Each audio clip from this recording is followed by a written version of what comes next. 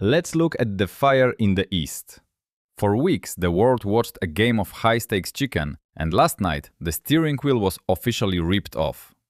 The strikes on Iran's Hark Island aren't just incidents. They are a surgical message delivered with the weight of a sledgehammer. While the media scrambles to count the craters, we need to analyze the cold geometry of this escalation. Washington, in coordination with Israeli intelligence, didn't just hit random sand dunes. They targeted the military nerve centers on an island that handles over 90% of Iran's oil exports. Now, pay attention to the nuance. The refineries are still standing, for now. This is a classic controlled escalation strategy. It's the sound of a knife being held to a throat. When the American leadership talks about the death of a civilization and the need for smarter, less radical minds, they aren't asking for a diplomatic sit-down. They are calling for an architectural teardown of the Islamic Republic. But here is where the purity of the conflict dissolves. While the US strikes from the air, Moscow is playing a much dirtier game on the ground. Intelligence is now confirming what many of us suspected. Russian satellites aren't just orbiting for research. They have been converted into tactical spotting eyes for Tehran. We are seeing a one-to-one correlation between Russian satellite passes and Iranian drone strikes on US assets, including the hit on Prince Sultan Air Base. This isn't a partnership anymore. It's a hybrid war where Moscow provides the vision and Tehran pulls the trigger. It's a desperate attempt by the Kremlin to keep Washington pinned down in a Middle Eastern quagmire to distract from the freezing of the front lines in Europe. And let's address the elephant in the room, the ultimatum. This rhetoric is built on a specific brutal brand of geopolitical realism. The gamble is that the Iranian regime will blink before the oil prices ignite the global economy. It's a high-wire act where the safety net is made of barbed wire. If Tehran chooses to fully close the Strait of Hormuz in retaliation, we aren't just looking at a regional skirmish.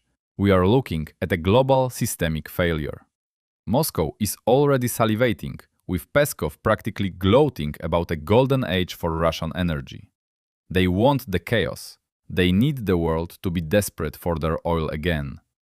But even their allies in Central Asia are starting to realize that the Russian ship is taking on water. For now, the question isn't if the next strike is coming. It's whether there will be anything left to negotiate once the smoke clears from Hark Island. Now, let's pivot to Europe, where the diplomatic floor is rotting beneath our feet. While Washington is throwing punches in the Middle East, its Vice President J.D. Vance just landed in Budapest to stir a different kind of pot. His visit isn't a courtesy call. It's a full-throttle endorsement of Viktor Orban right before a critical election where for the first time in 16 years, Orban's grip on power looks shaky. Vance's rhetoric was nothing short of a strategic grenade. He stood in Budapest and accused Ukraine, a nation fighting for its survival, of interfering in Hungarian and American elections. No evidence, no dossiers, just pure political theater designed to fit the narrative of the victimhood of the Hungarian right. This is the new reality of Western diplomacy. A US vice president openly backing a leader who has turned obstructionism into an art form within the EU. But the real scandal broke when reports pulled back the curtain on a leaked transcript of a call between Orban and Putin. The details are frankly embarrassing for anyone still clinging to the idea of European unity. Orban reportedly described himself as a mouse helping a lion, offering Budapest as a sanctuary for negotiations and pledging his services to the Kremlin in any capacity. Think about the optics. A NATO and EU leader presenting himself as a subservient asset to the very man the rest of the alliance is trying to contain.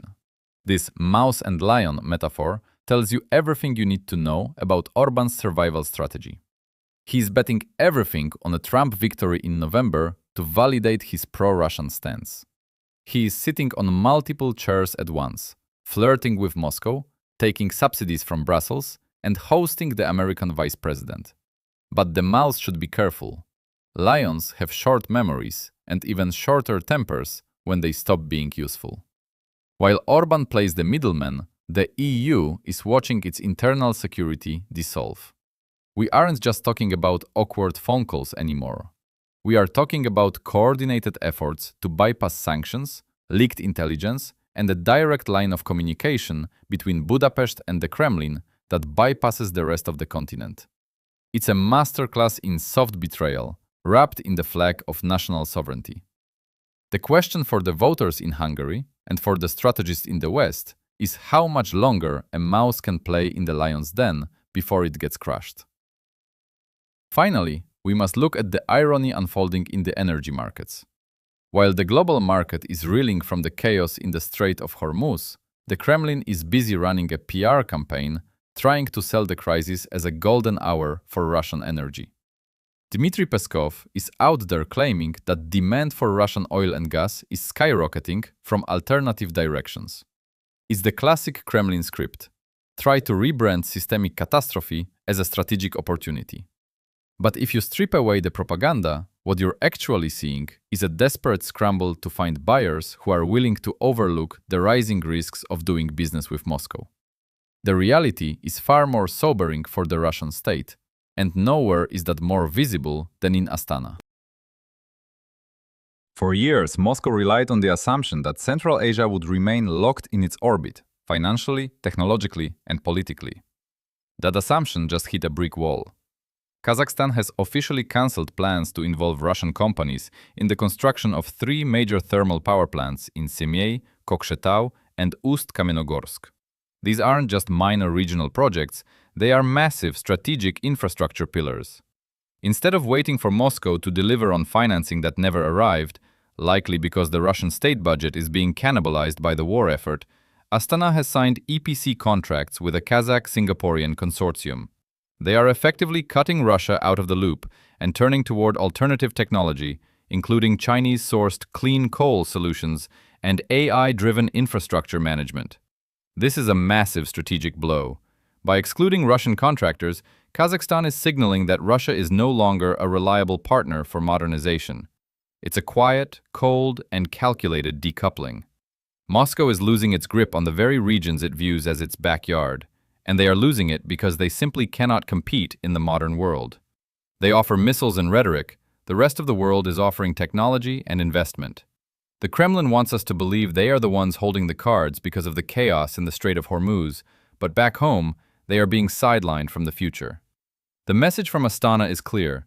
The era of Russian dominance in Central Asian infrastructure is officially coming to a close.